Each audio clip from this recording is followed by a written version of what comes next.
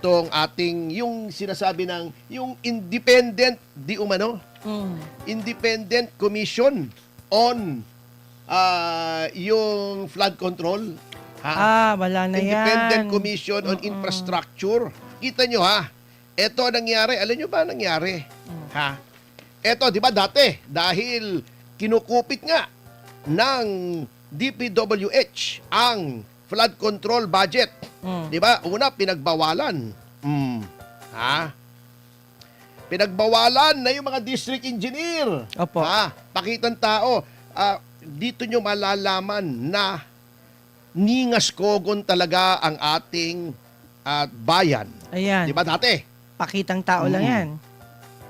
Hindi na muna pwede yung mga district engineer, regional Opo. engineer.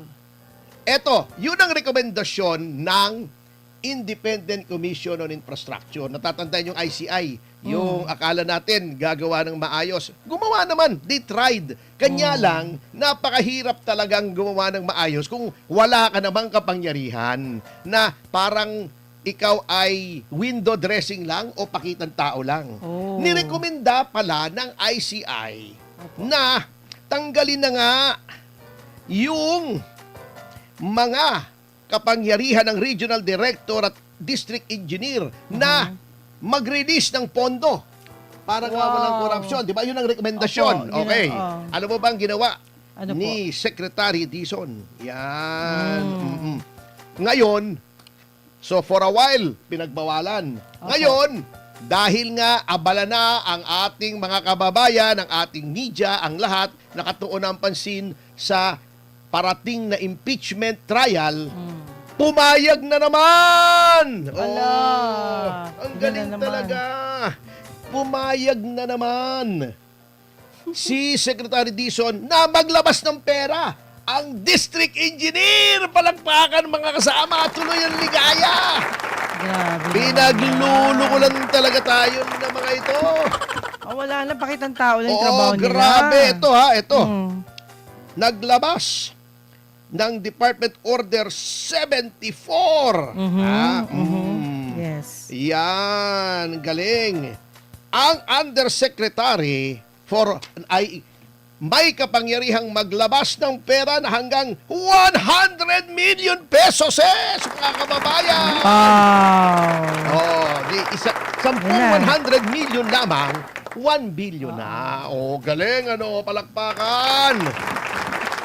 Ang mga assistant secretary naman ay may kapangyarihang maglabas ng pondo, mga kababayan, ng How much? 50 million! Palakpakan! grabe! Happy 1.1 Ang laki naman! K viewers! Oo, makinig po kayo rito. Ang laki Pinaglululoko na naman. talaga Oo. tayo nitong pamahalaang ito. Okay. Di ba? Regional Director! Ha? Alam mo kung magkano? Magkano? 300 million! Palakpakan! Grabe, paldong-paldo talaga. Wow! Ibinalik ha ang rekomendasyon ng ICI. Hindi pwedeng maglabas na yung iba. Dati. Oo, iyon ang rekomendasyon. Hindi sinunod. Ha? Ay, grabe Binaliwala, kayo. sabi ni Dizon, tsura lang.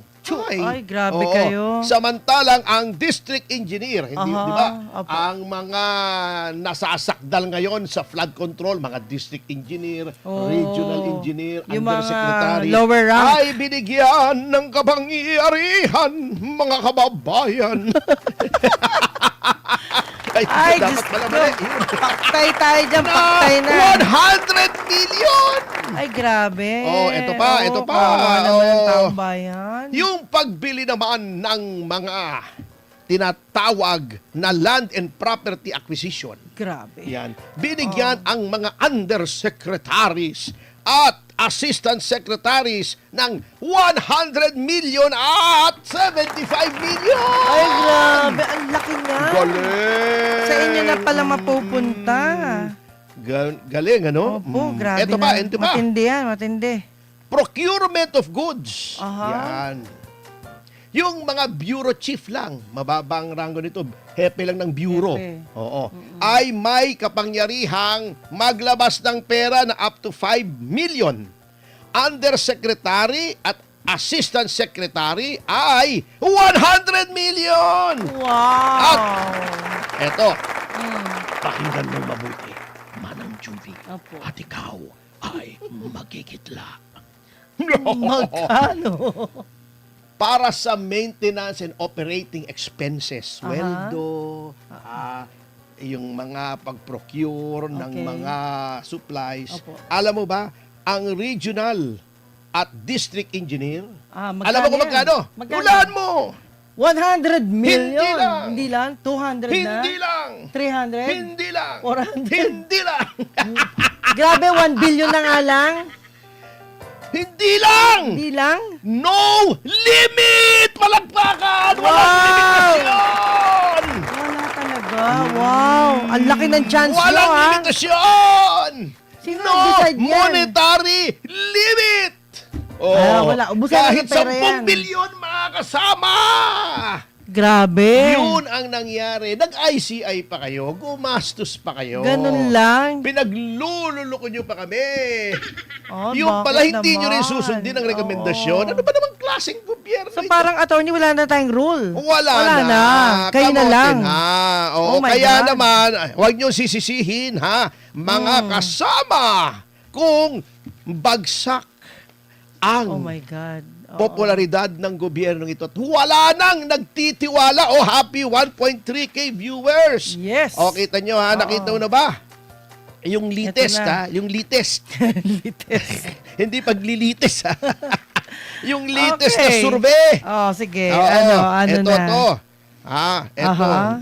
Hindi ko mahanap eh. Ito, hindi. Oh, sige. Ang latest social weather stations survey. Okay. Survey test. Survey test. Survey test. My Kaya malamig eh. goodness. Oo, Oo. ang pakikitungo, yan, ay negative 32%. Palakpakan! Galing! Oh. Yan, oh. Ito ay survey po ng Social Weather Station. Hindi po kami nagsabi nito, ha. Ayan. Wala kaming pakialam sa survey nito. Hindi po kami katulad ng Malacanang, pati Senado, pinakikialaman. Ubusan ng Oo. budget pala yan. 32% lamang ng Pilipino. Ibig sabihin, 3 lamang sa 10 ang masaya sa performance ng ating Oh. pamahalaan. Yan. Anong solusyon dyan, attorney? Kung ganyan rin lang ang desisyon nila. Paano? Anong solusyon dyan kundi magtrabaho ng maayos? Magdoble-doble ang ating na ng gobyerno? trabaho. Oo. Di ba? Wala Ito ha, na. ito. Pagdating daw, ito ang mga ayaw ng ating mga kababayan sa pinagkakagawa ng ating gobyerno. Yan. Ano yan? Ano yan? Yung kalidad ng edukasyon. Wala yan. na. Law na. Kamote. Oh. Oo Alam nga. mo ba sa top 1,000 universities sa Okay. buong mundo, natalakay na natin yan dati. Opo. Ang Pilipinas pumapasok lamang yung bottom 500 na. At Oh. iilan, 7 lang yata sa ating mga universidad na nasa top 1,000. Wala na. Wala na ang ating edukasyon. Yung Pati Ateneo UTAC de natin, Manila kulang na na. pinagmamalaki natin, wala. Opo. 530 something lang. Oh my God. From the bottom, ha? From the bottom. Ah. Ibig sabihin, yung top 500, wala pa. Wala pa. Ni isang universidad o pamantasan ng Oo. Pilipinas na kasama. Nandun na lang, pagkatapos lang ng 501, 502, 503, Wala na. 536 something pa. Yeah. O kung hindi, if memory serves, yun lamang ang unang-unang pasok ng Pilipinas. Wala O, di ba? Kaya nga ito si Kidlat tahimik eh, di ba? Opo. O si Eric Neguian, national artist yan. Uy, happy 1,500 viewers. Thank you very much Hi, po. Thank you. Yan. Oo, di ba? Ito, nabasa mo, di ba? Yeah. Sinurrender niya.